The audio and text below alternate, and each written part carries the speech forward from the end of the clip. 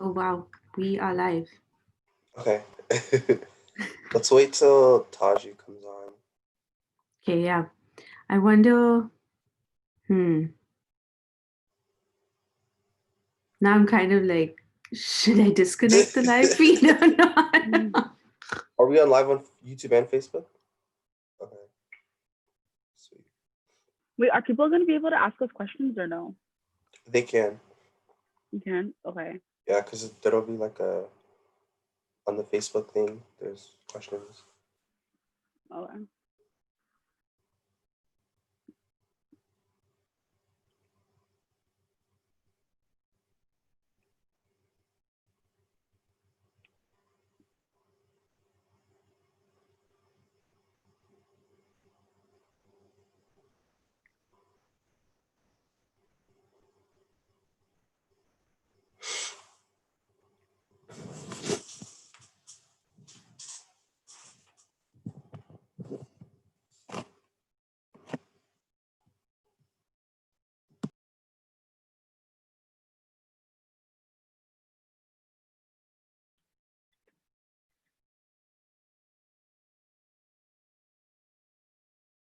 All right. Taji said he's coming.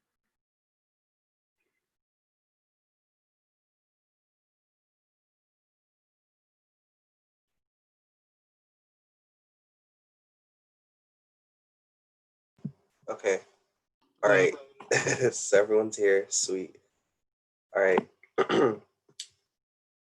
Hello, everyone. So welcome to our speaker series for Youth Power PDX. My name is Faisal Osman, and I'm one of the three main organizers for Youth Power PDX. And so to start off uh, our panel today, I want to just talk about Youth Power PDX, what it is, and yeah. So Youth Power PDX is a youth organization right now taking on systemic oppression from an intersectional point of view. Youth Power PDX aims to give youth a place to connect, grow, and organize through the potency of youth power. We do this by centering BIPOC, Black, Indigenous people of color, and queer stories and voices through the crossroads of story, music, visual art, and activism. So every Monday we have a radio show, or every Monday we're on a radio show, X-Ray FM, and then on Thursdays we have a sing out on Instagram Live where we showcase artists, and then on Sundays we have our speaker series, which is um, what we're having today.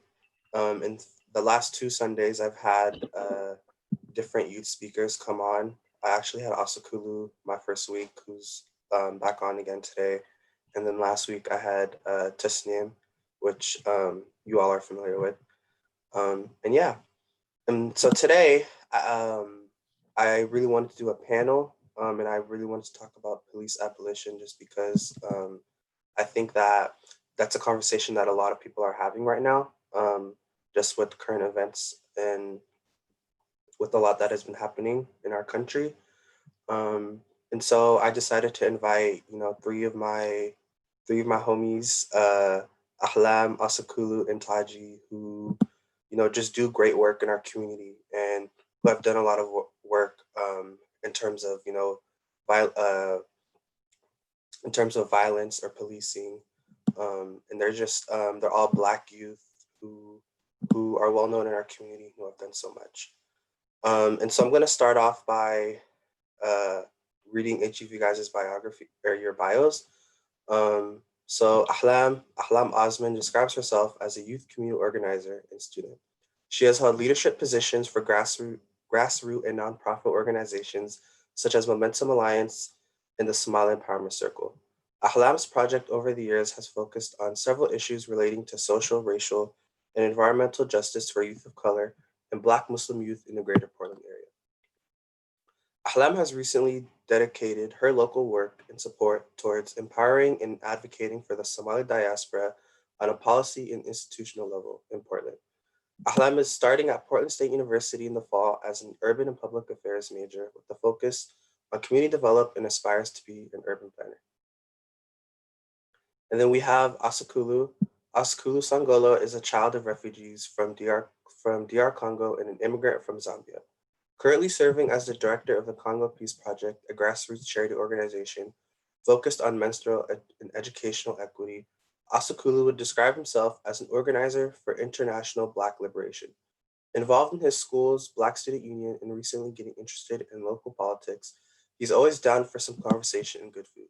He's a rising senior at Central Catholic High School in Southeast Portland, but in the near future, Asakulu hopes to become a human rights lawyer, social entrepreneur, and continue his work as an organizer. And then we have Taji with us today as well. And Taji exists as a curator of Voices and a Listener. Taji is an incoming freshman at the University of Chicago, studying international relations with a minor in criminology. He's also the co-founder of Youth Educating Police, a nonprofit created to address the stain on our national police force. Taji congruently addresses this issue through the implementation of police training curriculums with the heightened focus on youth of color and community engaged policing. How does that sound, y'all? Did I do good? Yeah, awesome job. Yes. Is there anything else you all would like to add? Okay, sweet. All right. So I'm just going to be asking a few questions for you all around, police abolition, and then we will also have after I ask a few questions, we're on live, and so if there's people who are on the live and want to ask questions, I'll be able to ask questions as well. Yeah. And so I think to start off, I really want us to be able to define what police abolition really means. And so I would like everyone on the panel, the question I have for you all is, what does police abolition mean to you? And how would you define police abolition? I can start if that's okay. Awesome. So thank you so much for that introduction, Faisal. That was great. For my personal definition of abolition, I think strays away from thinking of abolition as synonymous with defunding the police. I think defunding the police is a more direct route and a more actionable route to take when it comes to talking about public safety.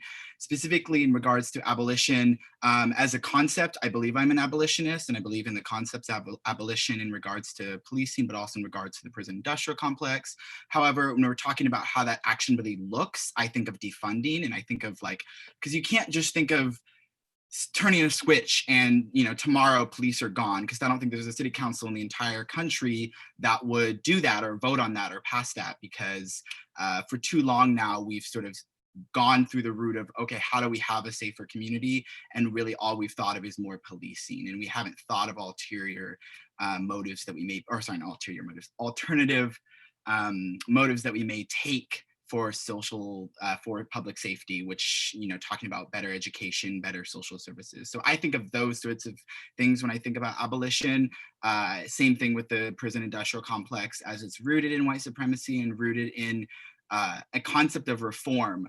They didn't abolish slavery with the 13th Amendment. They had a caveat in regards to servitude for those who are in prison or those who are convicted of a crime. And so that idea of itself in prisons is also just another reform, which has led to things like mass incarceration. And I could go on, but that's sort of my overarching idea of abolition, and specifically in regards to policing in prisons. Thank you. Yeah. And then our other panelists. Taji basically summed it up for me.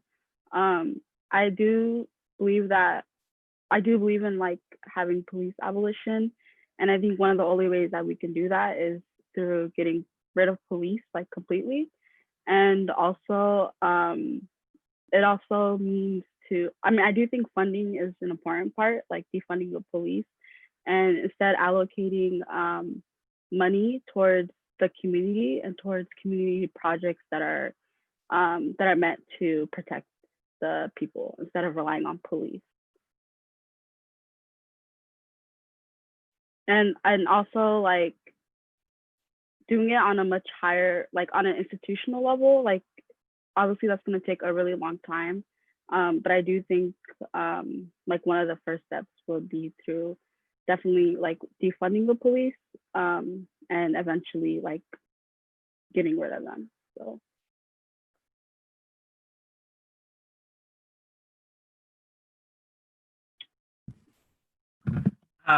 Yeah, I agree with everything y'all said.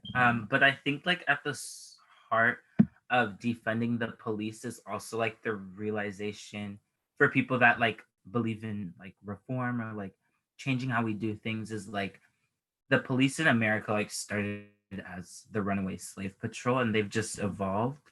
And then like around the world, like policing systems have always like held together like capitalist societies which are always like going to put profit over people, and so like originating like protecting property, so like we need to defund the police and like it's not hard to like think it's hard to think of like defunding the police, but like when you realize that like things like education is getting defunded, like then you realize like our priorities aren't straight, like we need to dramatically change the way we do things.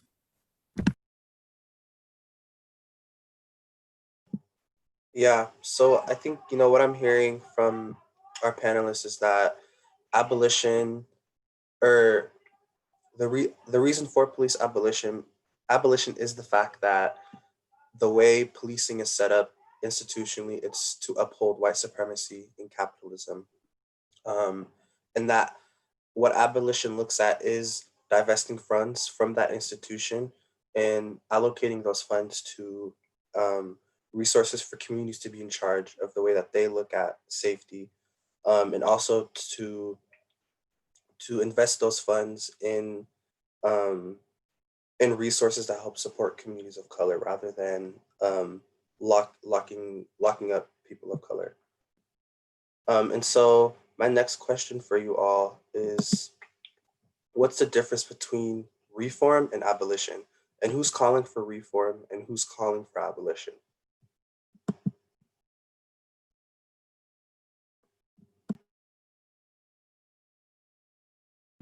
Anyone can go.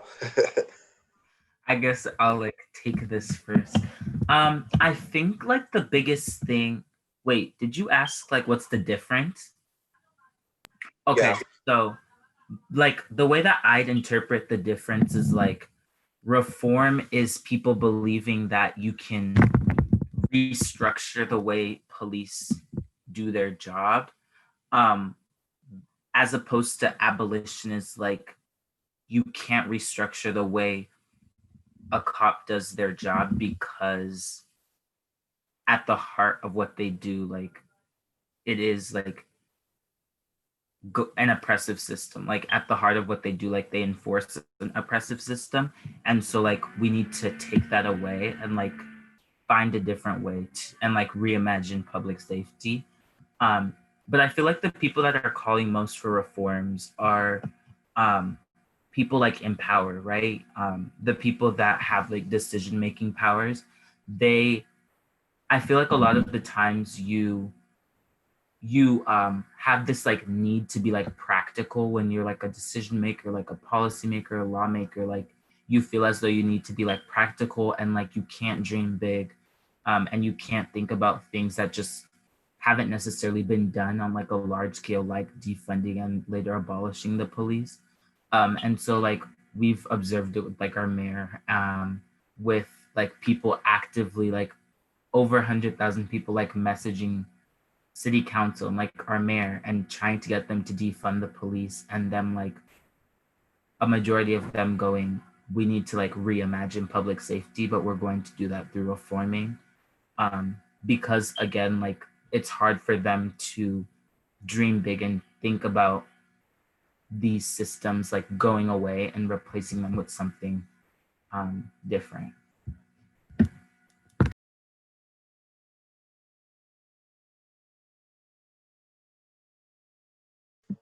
Yeah, definitely. I agree.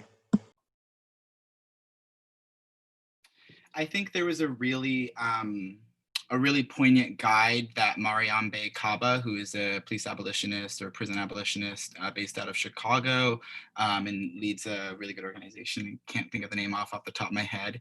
However, in 2014, she wrote a guide around reform and like how do we look at reform specifically in the wake of the Obama's 21st century task force on policing, and sort of the reforms that were put out through there, like things like implicit bias training, which across the board has been proven to not lead to substantially less criminalization of communities of color, specifically because it isn't an implicit issue, it's an explicit issue that we're facing right now, especially with the way policing is inextricably tied to violence and tied to the violence of the communities that are least or that are most disenfranchised. And Mariame, speaks specifically on a guide of like what reforms are good and what reforms are bad. And I think she talks about reform when it talks about the increasing of police funding as bad, increasing of police officers as bad, and then talks about things that are more beneficial and that lead towards better solutions like investing in community funding, as we've all talked about, but also things like data transparency and things like personal liability insurance for officers when they're, when crimes and murders committed, those sorts of things where they have to, be held accountable for those things on a larger scale. Things like oversight committees, which are, things that my organization YEP advocates for and on our policy level. And so, I think it's sort of tied together. There's things you have to do in the transition towards a more community-based model of public safety that would be beneficial as we sort of look towards alternatives to policing. So that's sort of what I think of it in total. And I think a lot of people have this idea around reform that, the folks that want the Band-Aid are white people or only, but there are a lot of older generations of Black folks and communities of color that understand policing as another, tool that they need. They need to call them when there's an instance in their community and they don't know what to do. They have these ideas around, what we need to have police for, and it's not just in a monolithic way of looking at it. However, that's just because for too long now, elected officials have told us, this is what we will do for safety. We will give you more police officers. And they really have always said no to all these other things, like more funding in schools, more funding for mental health crisis workers, more funding for counselors in schools. These things have always been said, no, we don't have the money for it, the budget's too tight. We spend over 50% of our budget on policing in a lot of large cities across the country. We have the funding, we spend it to militarize, state-sanctioned violence, and it just doesn't really, we haven't been able to capitulate anything beyond that because it's just not ever worked, and we've never been told yes, and we've never been told that here's another idea, here's another solution. So it's across the board. People have always been misinformed about how we can go about changing public safety.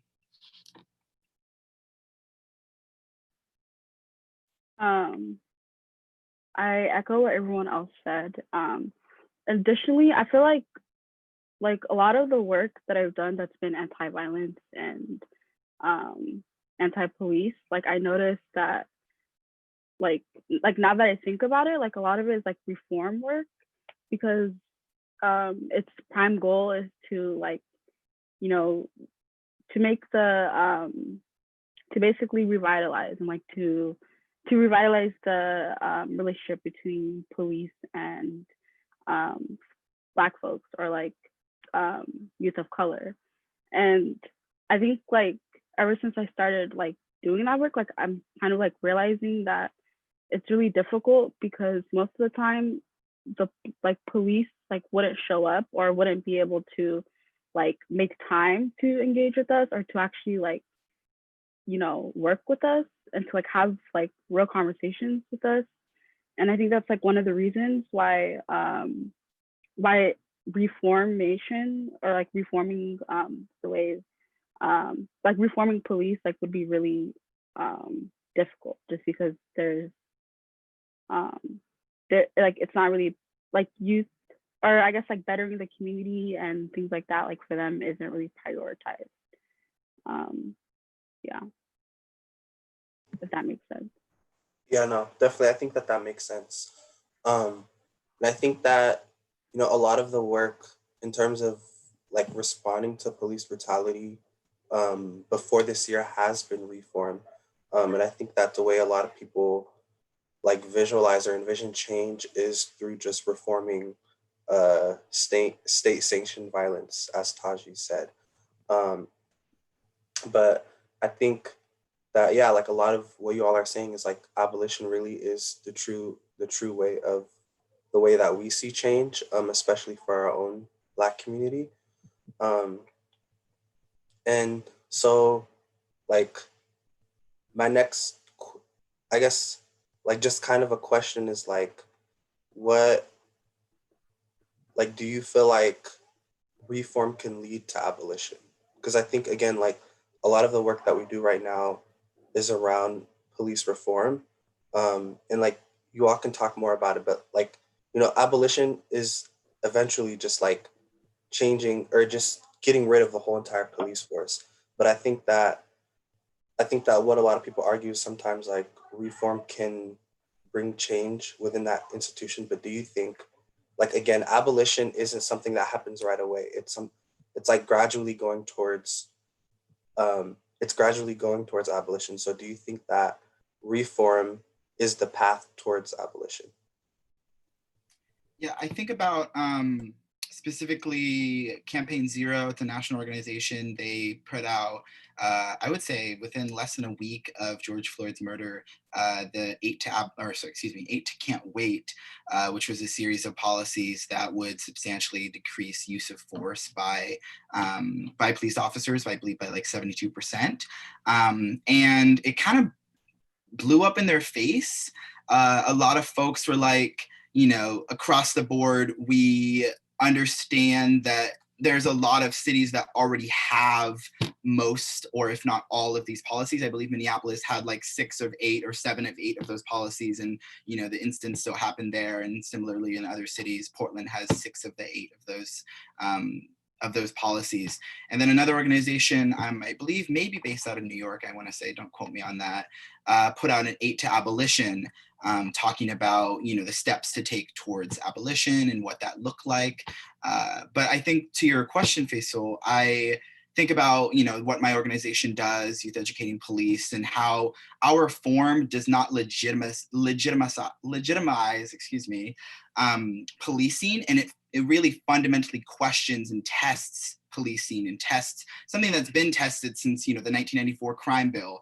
People have been trying to figure out, what does community policing look like? What does reform look like? And we have received a lot of answers. And I would say policing's better now than it was 5 years ago. But that doesn't mean that, people aren't still dying, that the 1,000+ people aren't dying every year from police violence. And so, it's a very nuanced thing. And I think that as people become more acquainted with abolition and the movement of that, you look to folks who have been professing this for a very long time. But I don't think we would be able to be where we are today if it wasn't for the circumstances where you're in. I think coupled with the pandemic and with the situation with George Floyd and Breonna Taylor and Rayshard Brooks, and I could go on and on, people are sort of fed up. But we've been fed up. And I think a lot of people are sort of realizing that, a lot of Black and Indigenous people of color have been saying this is an issue, have been saying policing doesn't work, have been saying they want an alternative. But, other folks have been putting the snoozing that issue, snoozing the issue elected officials have been. And as we, have all these situations and how they've compounded so that these national protests are not stopping, right? It's not in a situation that, I've heard in spoken words in the past. I think I've even mentioned like, oh, well, we'll have someone who dies, Trayvon Martin, Sandra Bland, and then, people forget about it in a week or 2 weeks and media stops reporting on it. Media stopped reporting on the protests as much as they previously were, stopped being on the ground until 3 a.m. in the morning. But it's not stopping, right? People across the board, not just Black and Indigenous folks, but white people and other folks are continuously, standing up and saying like, this is wrong. I am recognizing an inequality in a multitude of areas in the country, which we've all been saying, but I guess it's really just recognizing that issue, and it's becoming this larger conversation and larger move towards transformative change. don't know if that answered your question. So for me, I think like I think abolishing the police is something that's still kind of like, it's still really difficult for a lot of people to grasp and like to imagine and envision a world without police. So I think our focus should, like, for people who do believe in like reforming the police, I think the focus should be on abolishing, like eventually, like that's like the end goal, you know. And I think the reason why, I mean, I think a lot of the folks who are stuck on reforming aren't really willing to work towards abolishing and like to really like understand like what abolishing the police means, like what abolishing like ICE, you know, means. So I think it's important to really grasp and like understand how that would work. And it's not something that takes days or weeks. It's something that you would have to ponder over and like, you know, read about, you know, for months, you know, maybe even like years, you know. But I do think that like a lot of like, for example, like Taji's nonprofit, like you guys are focusing a lot on like reform, and I do think that that like really helps, and like it also really like contributes to eventually like leading to like abolishing and like and whatnot. So yeah.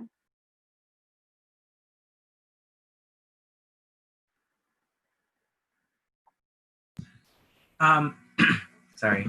I think a lot of the issue with people, for people that believe in reform, I feel like a lot of the issue is like, what do we do with like mass murderers or like people that will like break into your house in the middle of the night? And I think I posted this on my Instagram, but it was like a video that I watched that was like a commentary off of Trevor Noah's post about social contracts. And this author, I can't remember her name right now, but she very passionately just like talks about how the social contract between Black people in America and the government and the people that enforce laws have been broken. And she talks about how the people more concerned with the looting and the rioting are like, should be more outraged about like the death and the consistent deaths of like Black people at the hands of state-sanctioned violence. And I think that got me like down the wormhole of like examining why a lot of my work has been like thinking about reform and like trying to get involved with projects that work on like talking to police and like engaging with them. And then it just like brought me to like conclusions, and then also like thoughts about like, well, when we like think about people stealing or like breaking in or doing those things, like why are we thinking about like those huge pictures when like we could be investing in like education and like mentorship program and different things that wouldn't cause people to even feel the need to like break into your house and steal something, right? And so like that was a big thing. In her video, she said, why we need to think about why someone feels like they need to smash glass and walk through glass to obtain something that they need. And I think that's the questions that we should be asking. And those are the people we need to be reaching towards and talking to and giving them the resources like from the time before they even like are conceived, like have those resources like ready for them so the world is like inviting, if that makes sense. Yeah. I think no, go ahead. No, I was just gonna say, like, I think also need to reframe our thinking and like wonder like why we think like I guess like think about the ways like why do we think like every people deserve punishment, and like think about like how we see punishment, like who deserves it. Like for example, like I remember like a few years ago Patrick Timmons. He was murdered by the Portland Police Bureau, and a lot of people are saying he deserved to die just because he retaliated. And it's like, why do, like, it doesn't matter. Like, it's like, why should a police officer shoot someone just because they retaliated? Like, aren't they trained like to deal with, those kind of people, or like, shouldn't there be other ways of like, communicating before like shooting someone? So like, yeah, I think it kind of like what Asakuru said, like we need to shift the ways that we think. Right. And what Asakulu was hinting at was the concept of broken window policing, which is something that was rooted in the aftermath of the war on drugs. And the professor Alex Vitale, who's one of the leaders in talking about the abolition of policing, and wrote the book The End of Policing, which is a really great book if people are looking for more information. He talks about what are police tasked with doing? Everything from dealing with folks who are experiencing houselessness, to dealing with domestic violence, to dealing with instances of drugs or immigration or kidnappings or murders. They are or school safety, for example. As we're all young people, we've seen school resource officers, and we're having that conversation in Portland. They're tasked with all of these things, and they're tasked with dealing with the social issues at the back end rather than looking at the origins of those issues. What led to officers in our schools? That was the 1994 crime bill that was put out, and it talked specifically about an expansion of officers by 100,000 more, and increasing sentences for folks who are having low level drug offenses. We had this ideology that to solve this issue of drugs, or to solve this issue of gang members, is to then kill people, or is to then increase violence, is to give someone with a gun to go deal with an instance of someone dealing with a mental health crisis. And it's what's led to it. The DOJ settlement agreement in Oregon that started in 2012 originated out of an excessive use of force from Portland Police Bureau on specifically individuals experiencing mental health crises. So it's like we aren't looking at the fact that police are tasked with majority of our social issues rather than trying to solve those social issues. Why the concept of a super predator, which, if you're not familiar, is the term they use to talk about young Black and brown folks who were in schools who were then going to lead to go join gangs or who selling drugs. They titled them this insane term that made them seem like they were horrible criminals by the time they were born, that they had to have officers in our schools in order to stop those predators from super predators from doing those things. That's what led to what we have now, which is a school resource officer, which deals with instances of higher crimes. However, it just perpetuates the school to prison pipeline, which I could just continue talking about, but it just doesn't add up, right? And we don't have the solutions because we've always sort of defaulted to policing as that solution for social issues. Yeah, definitely. I think that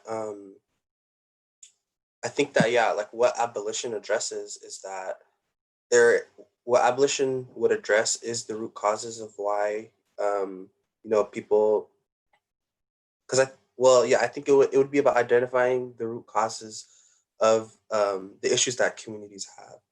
And I think that for so long we expect police officers to fill the hats of a social worker or someone who works on like a domestic violence case, or just like, or if someone does steal something, but we don't think about why someone would do any of those actions. And I think that like being an abolitionist is, you have to think about that. And it would be like, if we were to abolish the police, it would be to work to help out human beings who have different like mental health issues, or just like problems that would lead them to get arrested.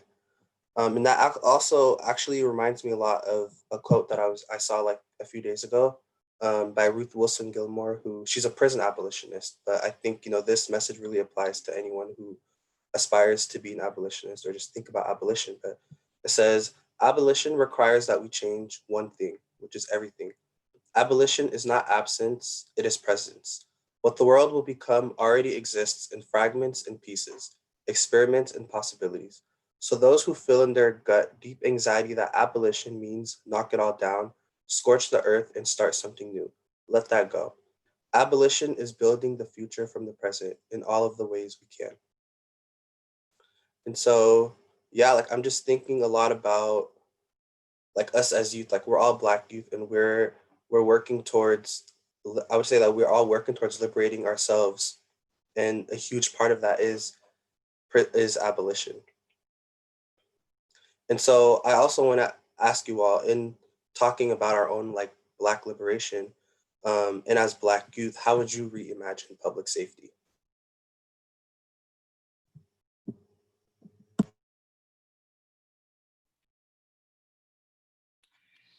I think specifically, the quote that you just shared by Ruth, I believe is the first name, it is fundamentally is saying abolition is an intersectional, belief system, an intersectional identity, because it's all interconnected. I mean, you mentioned in the beginning before you prefaced the quote, you were saying, she's a prison abolitionist, or sorry, I don't know their pronouns, but you were saying they were a prison abolitionist, right? But I think, I would argue that a prison abolitionist just as much would be a police abolitionist, just as much would be a, military industrial complex abolitionist, because there's no way you can inextricably, look at one or examine one of those institutions without looking at how they affect each other, right? And it's so when I talk about how do we reimagine how do we reimagine public safety as a young person, as a young Black person, I think about, our generation wanting to be the last generation that has to look at concepts in a monolithic, bad apple, or an implicit bias training that needs to happen, or individual policy that needs to change to then have a better future. No, I mean, we're fed up with this bullshit. It's not really a time when we've seen our elders do this work and push for this work, and it's not their fault that it hasn't happened, really. It's the fault of the fact that there's not a collective unity behind it, that the whole world or the whole country is recognizing, this is an issue. I saw something that talked about in 2015, I think 43% of people believe racism was a systemic issue. And now 73% of people believe racism is a systemic issue. But, you still have that, 17%, math, 27% that do not believe in systemic racism as an issue, right? They still believe that, the roots of our country are not on stolen land and not on stolen labor, right? And the folks that are leading this movement now, even the young folks and the adults, the Black women and the Black trans women and the Black trans sex workers who are doing this at the forefront of it, are tired. And I really, really hope that by the time I'm, 25, 30, I can look at this in a completely different light, because we've been able to move towards that. We've been able to elect the individuals who believe in Black lives, who believe Black lives matter, who believe Black trans lives matter. Those are the folks that will see those changes for. We need the people in this call to be elected officials. We need these people to be the folks making decisions, so that we can look at what our future is and reimagining what our future is, and not have it be some fantastical thing that isn't possible, right? It shouldn't have to be that way. It shouldn't have to be something that's so far-fetched. We should be able to look at public safety and reimagining that as something that we can see in our own future, and that we can have, our kids see be a reality.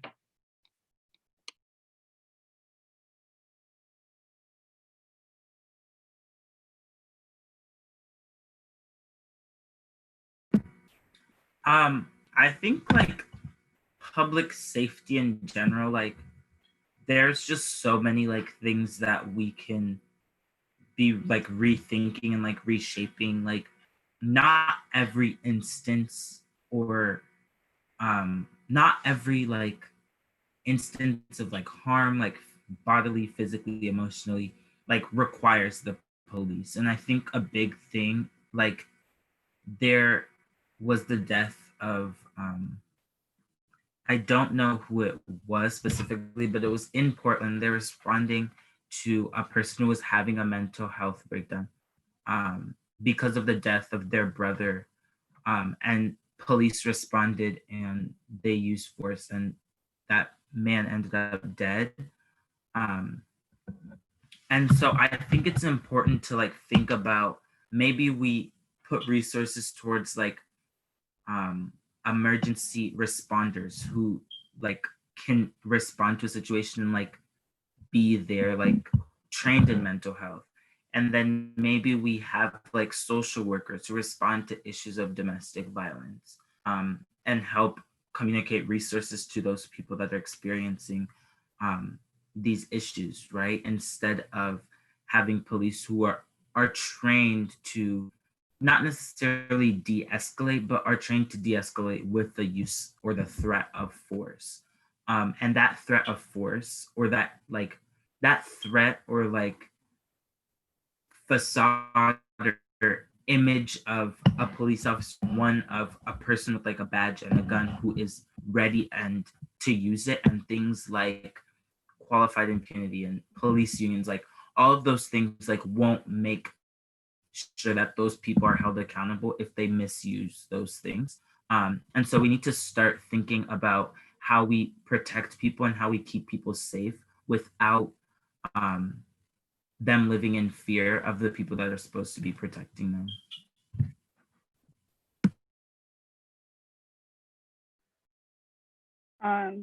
Yeah, I agree with Dr. Kulu and Taji. Yeah, I do think that we need to reimagine public safety and what it looks like. I think more like investing more in mental health resources. So if someone's having a mental health crisis, they can call someone who's actually, who knows how to like deal with that. And I think also just for me, like how I see it in the future is like, I hope that I don't have to like constantly live in fear when calling the police, or like just being around police. Like I don't want to like have to feel like being fear. And I know that a lot of communities of color and Black folks and Black youth, they don't like, there's a lot of trauma that they have that they got from police and the policing. So the way I imagine it in the future is like having less presence of police and just more community-based safety.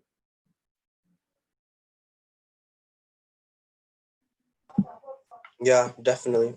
And I think it's just like, it's unfair, just like you, like in itself, like you said, like it's unfair that us as Black youth, and yourself as a Black woman, that we have to fear the people who are meant to protect us. And I think that like that testimony in itself just shows how like this police system is not really meant for Black youth, and it's not meant for Black people.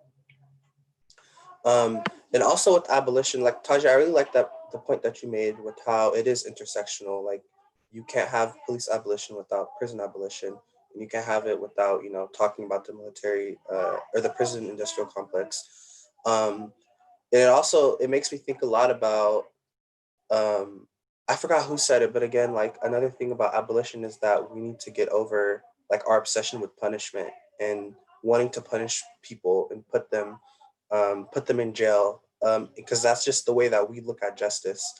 And I think that like one of the conversations or one of the things that I've had to like think about with myself is like, because like I think I myself also do sometimes have seen that as justice. Like if you killed someone, like you need to go to jail. But I think a huge part of abolition is like doing the work for yourself, to thinking about like what justice really means, and how to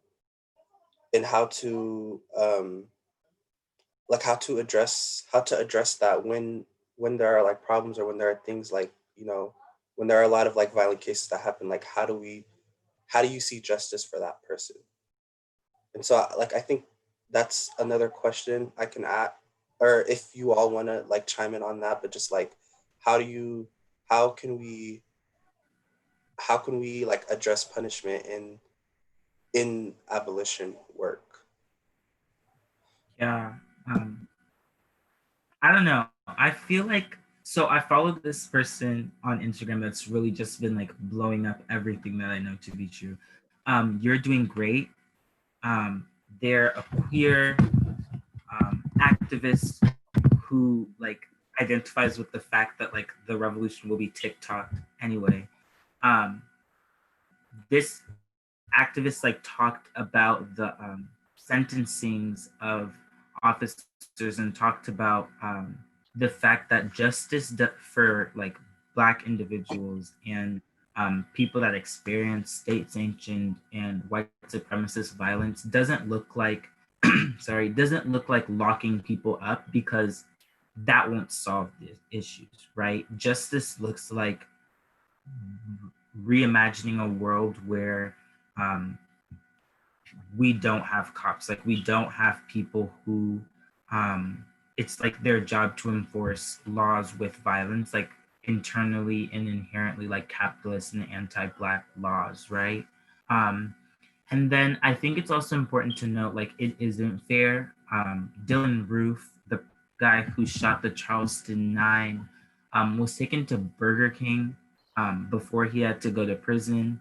The man who was Jeremy Christian, the person who like perpetrated the Islamophobic attack of three women, and then the anti-Black attack of two other women, and ended up like killing two people by stabbing them in the neck, was like restrained as he like has like the knife that he used to kill these people in his hands.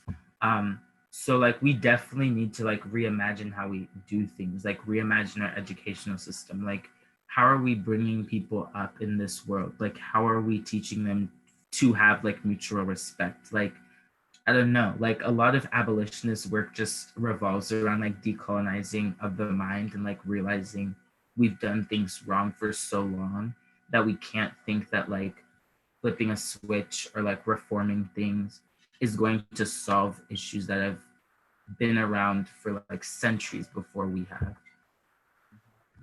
It's a very deep-seated issue, I think, and I think Asakulu very, poignantly talked about that. And it makes me think about, we're talking about accountability, and we're talking about a sort of concept that people have been talking a lot about is around arresting the cops that killed Breonna Taylor, and how it's been over 2 months since she was murdered on a no-knock arrest warrant to her house at 12 o'clock at night, and wanting to see them put in jail for the rest of their lives or killed for what they've done. And it doesn't, you are not an abolitionist if you're looking at the solution to police murder and police violence as locking up the individuals who did that, or stopping those individuals, or those looking at it once again monolithically, when in reality it's a cultural issue in policing when it comes to violence, and how they sort of tout violence by using violence, a fire with fire concept, if you will. And so you have to, I think, and Asakula hinted at this as well, you have to prevent the system that handles things like public safety. And there was an instance why they even went to Breonna Taylor house was around her relationship with her boyfriend, I believe. Why was it an officer who handled that situation at the first place? Why was it always, our direct solution to an issue of domestic violence is an officer to come in with a gun and then to kill a person? So it's not straightforward. It's not clear that it's too straightforward, quite frankly. It's too much like, here's an issue and here's our solution, and there's no really nuance to it. And we don't look at justice, and we don't look at that as prisons. We should look at it as a public education issue, that we'd have too many young people who grow up learning in schools how amazing Christopher Columbus was, how amazing Martin Luther King was, and his peace mission and ideology, when in reality there's a lot more history and a lot more information that is not shared to the general population around people who are different, right? Like we talk about respect in as early as kindergarten, and people are talking about how important it is to teach that concept. And we have to talk about, you know, its relation to feminism, and how that, you know, how domestic violence exists and permeates with a lack of conversations around gender and sexuality. So it's really an issue with how we handle and how we, you know, how we aren't in a place where we've decolonized our education system. Yeah, definitely. And I think like there's just so much work to do. And there's so much work that I think everyone, if they like want to identify as an abolitionist, and I include myself in this as well, but like there's just a lot of work for us to see the future that we want to see. Yeah. Yeah. And so, like right now, what's going on locally with our local politics is, I know that, like with a lot of the protests, people were asking for city council to divest $50 million from the police, from the Portland Police Bureau. And I know that right now, I think what happened was they divested, I forgot how much, I believe it was $5 million. Do you know? How much was it? It was 15 million. 15 million. And I see that like, you know, and I think, you know, that a lot of that work was led by, you know, the only Black woman on city council, and also someone who I think believes in police reform. And I see that as a first step towards police abolition. But again, like there's still a lot more work that needs to be done. And so my next question for you all is, what needs to happen in order for elected officials to prioritize Black voices? And specifically, I would say, you know, Black youth voices.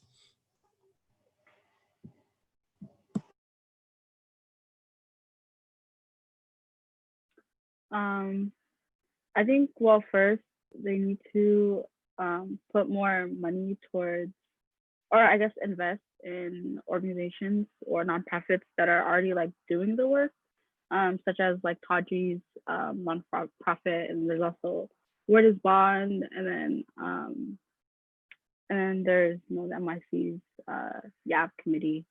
So yeah, I think definitely investing more in that kind of work, and making sure that the Portland Police Bureau is also involved and on par with it, and kind of like making or prioritizing it. So I think that's like one of the first things that they need to do, and creating also more more like space for having these kinds of conversations. I also think that we need to look into investing or creating curriculum where, like in schools in our public education system, where we can talk about, or where students are being taught about this, you know, being taught about, you know, reformative work, or, you know, police, you know, abolition. I mean, I guess it doesn't have to be worded that way, but, you know, it's just so that students and so that students can, you know, learn at a young age what's really going on and how the policing system works here. There's a lot of really good work happening in Oregon, and even on, well, I wouldn't say good is the best word to use, but I would think, yeah, someone like Joanne Hardesty is talking and looking very pragmatically at how we can direct funds away from policing. And she even mentioned in one of her tweets how she proposed a substantial cut last year during the budget conversations, and that to no avail at the time. And it's really important that we galvanize our elected officials to listen to our generation, as Aklam mentioned. And I mean, locally, there is already, I believe, 7 million of the 50 million already allocated congruently with a ton of different organizations and places. And I would encourage everyone to look at Joanne Hardesty's Twitter page, and she sort of breaks it down by where it's going. And then there's another 8 million in contingency, which just means there's still potential for it to go other places, not like back to policing, but like just like they haven't decided where that's going yet. And, you know, we have a very particular group of oversight committees in Oregon, or in Portland specifically, that have been working on this: the Portland Committee on Community Engaged Policing, the CRC, the Citizen Review Committee, and the Training Advisory Council. All of those groups, I would say, to some extent, to some extent, has oversight over the Portland Police Bureau. And those groups aren't necessarily replicated across all jurisdictions across the country. So it's really important to have oversight. And those oversight committees have a lot more say towards our politicians so that we can get our voices heard. So just making sure those oversight committees are representative of the communities that they're serving. So trying to make sure Black and Brown folks and Black women are on those committees. And I think we're working towards, oh gosh, is it lagging? I think we're working towards trying to give them more power in Oregon and Portland specifically, but on the state level, it's unfortunate that a lot of legislation has been diluted. You know, they aren't banning chokeholds, they aren't banning chemical weapons, and it's just not as substantial as substantial policy as the community's demanding, and that's unfortunate, especially considering on a federal level as well. A lot of folks are not getting what we asked for from our government, especially in regards to qualified immunity and arbitration and police union power and accountability and use of force. Just across the board, we're not getting what we need. And so I really would encourage, you know, voting is essential to making sure that we're having the elected officials who are going to listen to the community, who are going to pass things, not in the benefit of police unions, in the benefit of, you know, corporations, but in the benefit of the people that they're supposed to be serving. So, and voting is essential to that.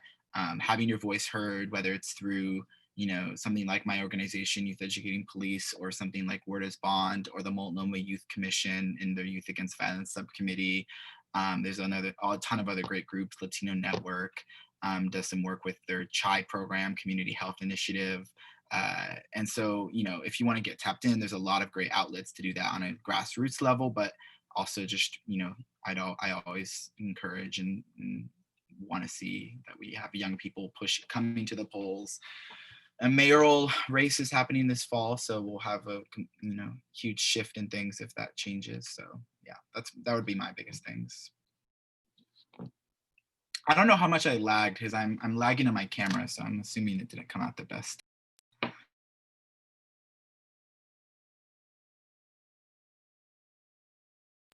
Heard you.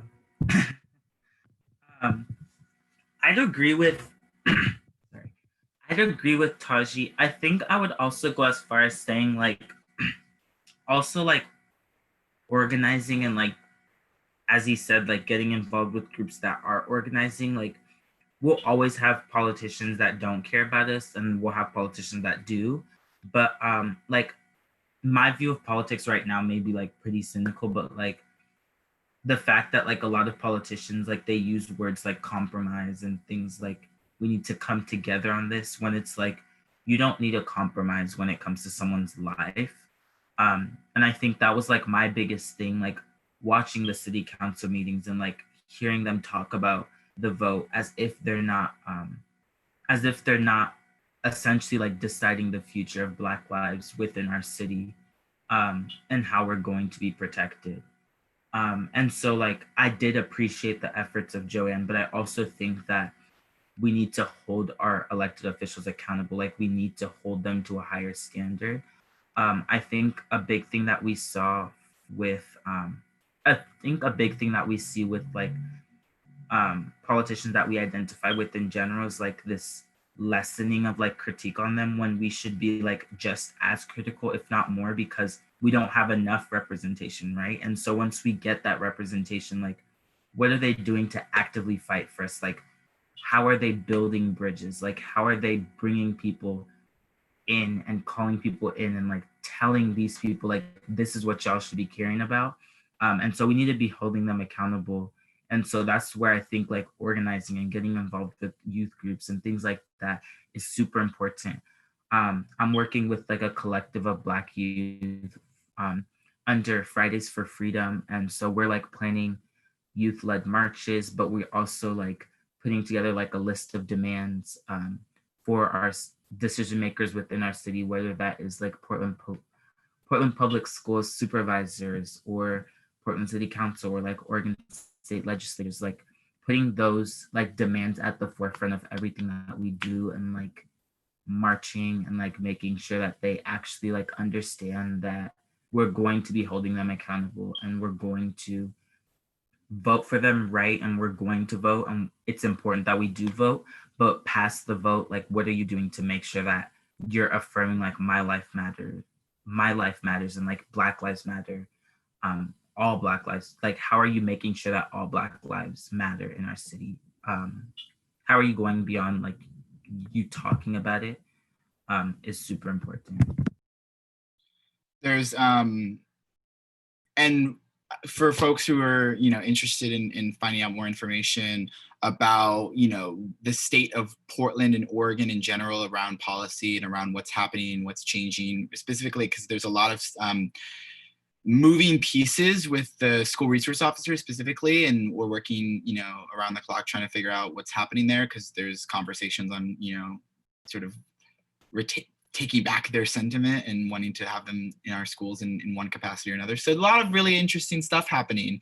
So I'm working with a work group with Representative Akasha Lawrence Spence, and we're trying to get some sort of educational zine of sort together for Portland, specifically in Oregon, you know, what just happened out of the special session, and trying to make sure you can, you know, stay informed. And so that should be coming soon as well, and so we'll try to get that, you know, disseminated to as many folks as possible. But you know, the information is never ending, and I always encourage folks to make sure they're taking care of themselves, and I should be giving myself that advice as well. But yeah, it's definitely important work, and it's really important that you're encouraging your friends.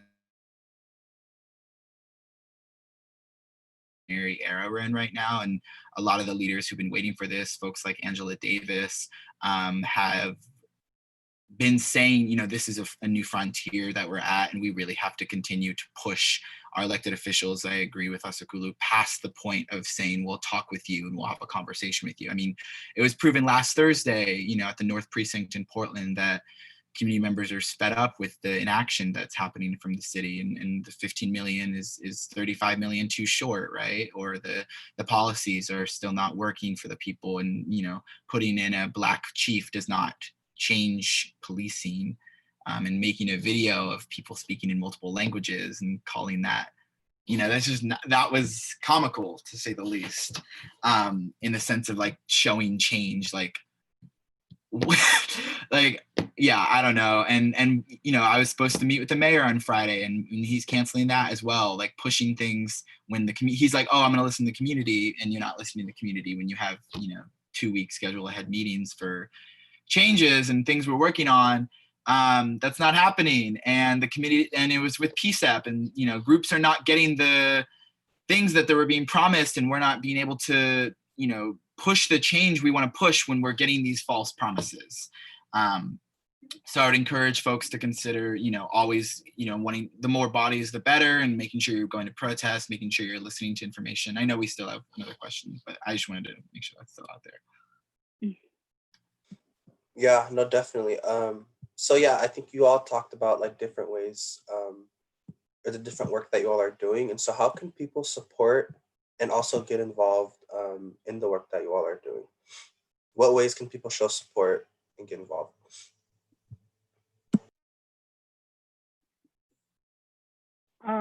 Definitely, like if you're one of those folks who are, you know, learning all about this right now, definitely look into any organizations that are already doing the work, like what Taji said, and join them and help them organize, because a lot of these organizations do not have that many people, or don't have as much people as there is out there that are protesting. So join organizations, definitely continue to support youth, especially youth of color and Black youth, who have been doing most of the work and organizing, and continue to push politicians and apply pressure, because it's definitely working.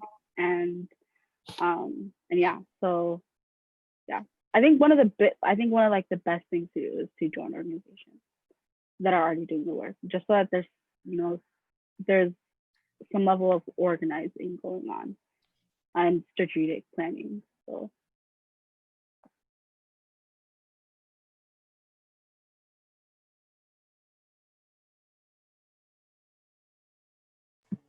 Okay, sweet.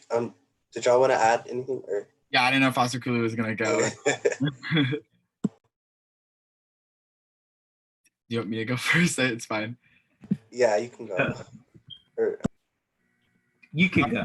Okay, cool. Yeah, we for folks who are, looking for outlets, Youth Educating Police, we have folks who are sticking in Portland working. We'll be doing work in other cities, more specifically Chicago and Philadelphia. But we still have a lot of good roots in Oregon, and our Portland director would love more support and team working with us here. So definitely, we have our website. You could also just connect with me on my social media and DM me or something. I'm not like I respond to everyone. I don't get people who like think they have more important things to do than respond. So yeah, I love responding and talking with folks, especially just like, I had my friend in Oklahoma reach out and was just asking like, what is police abolition, talking about what is police reform. And I love talking with folks about that, especially those who are interested. And if you're, really impassioned about this work and want to find ways to utilize your skill set or find ways to build your skill set in grassroots organizing and stuff like that, I would encourage you to, reach out. And there's a lot of groups that are doing work around protests. And so if you're interested in that, Fridays for Freedom is a great one, Snack Block, Don't Shoot PDX, and there's marches, Portland Resistance. There's a march on July 3rd and July 10th. Come out and, make sure your voice is being heard. And for a long-term basis, joining those organizations and getting involved there as well is really helpful. We love folks who are interested and want to continue this work in Portland and beyond.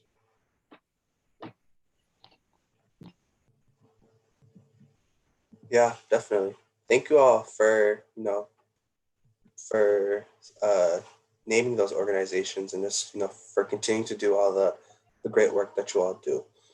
And so my last question for you all, and kind of like a closing statement, but it's just like, what future are you fighting for?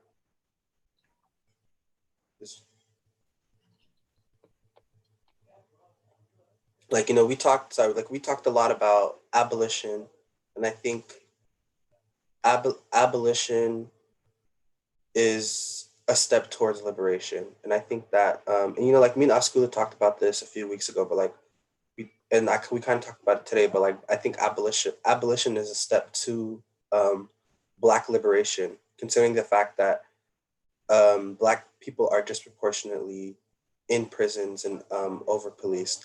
And so I just want to ask you all, like, what future are you fighting for? And yeah.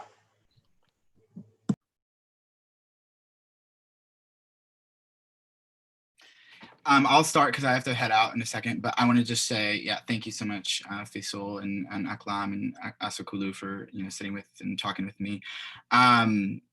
But I would say the future that I'm fighting for is one of liberation. I mean, you mentioned that specifically, but it's also, one where justice is not some far-fetched, out of the reach concept where, government works for the people, not, next to or against, where we have elected officials that have transparency, where we have, classrooms where we learn about, queer liberation and Black liberation and, origins of colonialism and so many things where we focus on, a people's understanding of America, people's understanding of a democracy, and really getting to those roots, where we're liberated and where a revolution is a daily thing, and that we can, always look for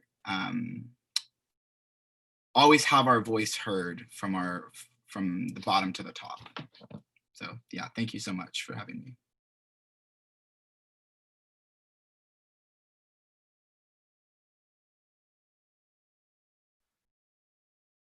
Yeah, so I am fighting for Black liberation and just liberation of all, oppressed people.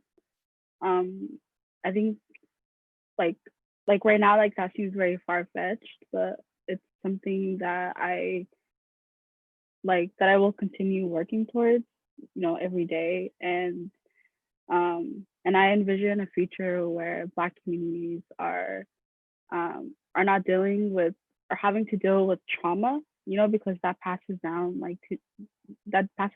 to like different generations. And yeah, so I hope more politicians listen to Black folks and really invest in Black voices, and Black communities. Yeah, 100%. Askulu?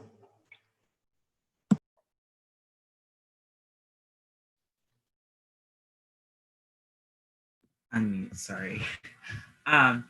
Yeah, I would just agree with everyone else. Black liberation, but definitely just like a future where like we can clearly affirm that like Black Lives Matter, and we don't need to like use that phrase. Like our definitions of justice like enforce that, like our definitions of public safety enforce that.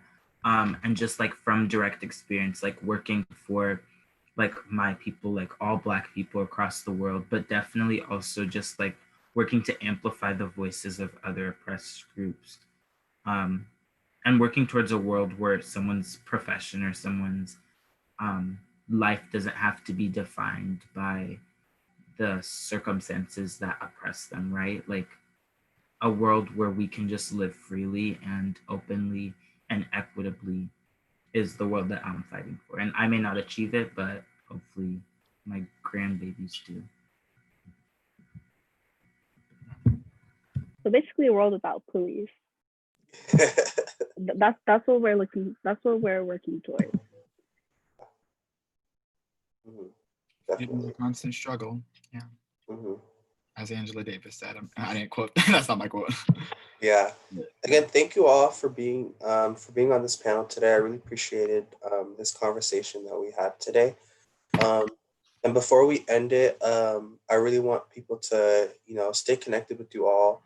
And so, Taji, before you leave, can you how can people, just like stay connected to what you do? What are your social media tags Yeah. that people can look at or follow?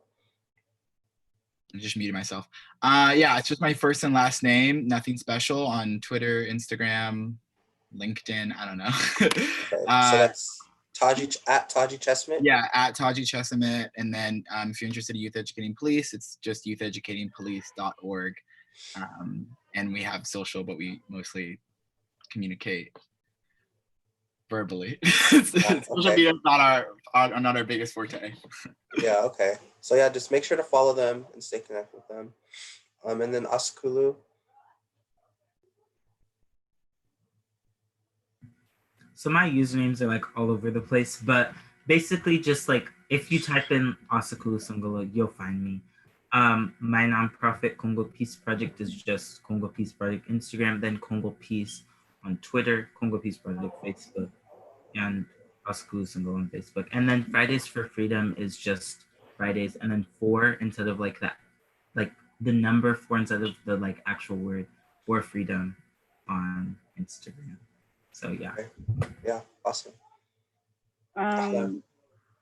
So I mainly use Instagram and Twitter. My Instagram is ahlam.pdf, so AHLAM.pdf.